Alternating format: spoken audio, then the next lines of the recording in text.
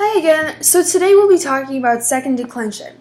If you remember, in the last video I talked about first declension, and I said that most of the time first declension nouns will be feminine.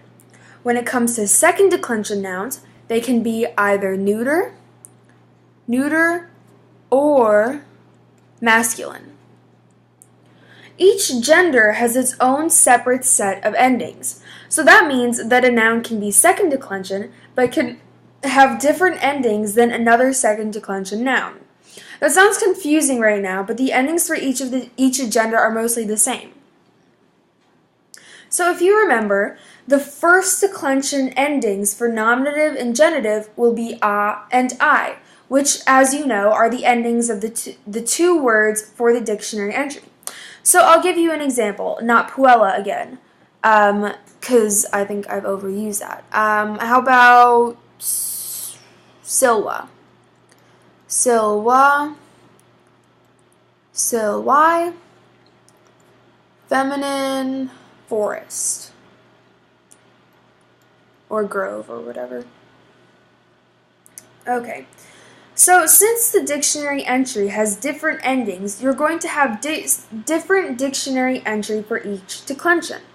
But if you remember, I just said that the second declension has two sets of endings, one for masculine and one for neuter. So second declension would have two different dictionary entries. So first I'll give you a masculine example. Let me write down right here first, just so you know it's first declension, just to give you a little bit of review. And then I'll write down second masculine, because I'll give you a masculine example, and then second neuter. And as I go along in these videos, I'll build up on this list, and I'll keep on referring back to these just so you can get it straight in your head about which dictionary entries indicate what declension they belong to. Okay, so back to the second declension. Again, it's masculine and it means friend. So let me write that down. Amicus, amici. Masculine, and it means friend. So, the second declension neuter will look like let me give you a different example. Let's see. How about periculum, periculi, neuter. That's an L, by the way. And it means danger. Okay. Let me write beside each one the endings that will tip you off as to what declension it belongs to. So I is feminine. Us, e is masculine, second declension masculine. And e, as you can tell, will be the neuter. So, as you can see, the neuter has the same endings for masculine as it does for the genitive case, but the nominative case is instead of us. So that's a small difference. It kind of tips you off to the fact that they both belong to the same declension, but they're still different. Okay, so now that you have the dictionary entries, I'll give you all the, I'll give you all the endings for the second declension neuter and the second declension masculine. And again, most of the endings are the same for each, so you won't have to memorize two completely different sets of endings. And I'll also circle the differences so that they're easy to remember and you won't make a mistake when you're doing translations or declining. Okay, so I'm going to go ahead and make two charts side by side.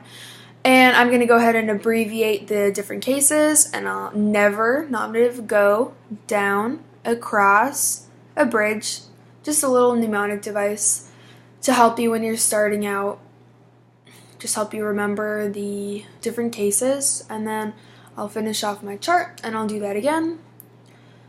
Nominative, genitive, dative, accusative, and ablative. And again, making your chart. Sorry, that's a little crooked. Singular and plural. And let me write above that this is masculine and this is neuter, because that's very important to remember. And then I'll give you the endings. Okay, so masculine, as you can tell from the dictionary entry up here, it goes us for the nominative, e, o, o with a macron. Ablative usually has a macron on it.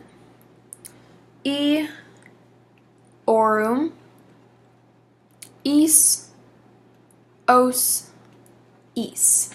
Okay, so now I'll give you the neuter, and you'll definitely be able to tell that there are a lot of similarities between the neuter and masculine. Okay. And also, if you notice, there are a few minor similarities between second declension so far from what you have seen so far, and first declension. So it helps to really have a firm grasp on each of the declensions before you move on to the next one, just so you don't mix anything up. Okay, so neuter, if you look back to your dictionary entry, you can already tell.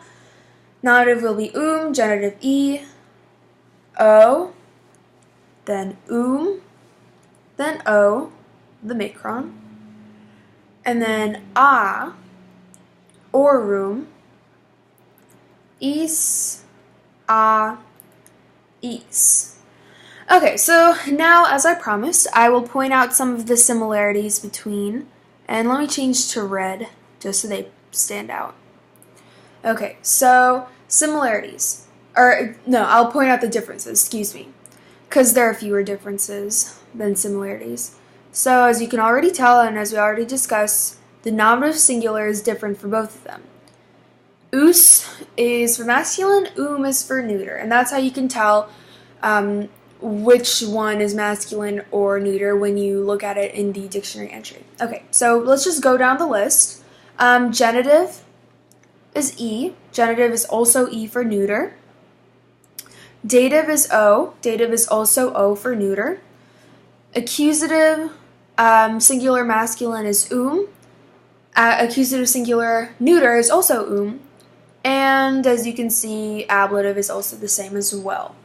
So the first column, the only thing that will differ is the nominative singular. But the second column, as you can see, the a is different than the e, the I. For the nominative plural neuter and nominative plural masculine. The aurum is the same, the is the same, and the a is different again. So now that we have the endings, let's decline. And I'll just go ahead and just use the nouns that we had above. The dictionary entries that I gave you already. So again, make our chart. I'll do them right underneath here. Singular, plural, nominative, genitive, dative, accusative, ablative. And I'll try and make it smaller so that you can refer back to the endings when you're declining. Because it's always good to have them on hand when you're starting out. Nominative, genitive, dative, accusative, ablative. Never go down across a bridge. Singular and plural. Okay, so again, we'll start out with the masculine, and we're just going to start off by, as we've already been doing, by just crossing off our stem and crossing off our stem again, and crossing off our endings, and we'll be left with our stem. Okay, so now that we have the stem, I'm going to go ahead and jot down the stem in the left-hand column that I just created. And as you can see, it's amique. You just cross off the end and get your stem. And I'm going to copy that down for all the cases. Amique, amique. And then afterwards, we'll add on our endings like we've usually been doing.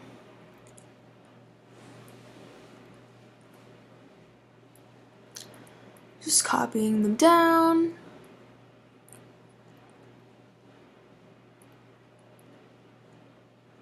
Okay.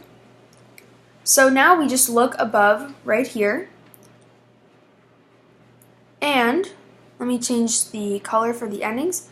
We're just going to go down the line and add our endings onto the end of the stem for each case. So just go back right here. The singular nominative, just fill that into the space and just go right down the line. Us, e, o, o. E, orum, is, os, is. Okay, so that wasn't too bad. We just got done our masculine, and now we'll move on to our neuter. And you can probably tell they're very similar. And just, again, crossing off our endings and underlining our stems. Pericule. That's the stem. Pericule. Okay. Let's just copy that down. You get the idea. And it helps to follow along with maybe like your own notebook or something, just so you can refer back to it. Pericule. Sorry, it's kind of getting messy. Okay.